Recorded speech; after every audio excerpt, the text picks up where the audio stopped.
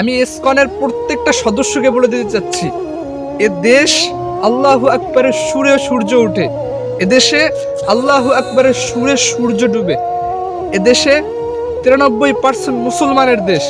টেকনাফ থেকে তেতুলিয়া, রূপসা থেকে পাথুরিয়া, বাংলাদেশের 56,000 বর্গ মাইলের মধ্যে প্রত্যেকটা পদে পদে, প্রত্যেকটা ক্ষণে ক্ষণে আলেম ওলামা ইকরামের রক্ত দিয়ে এদেশের মাটিকে কেনা হয়েছে।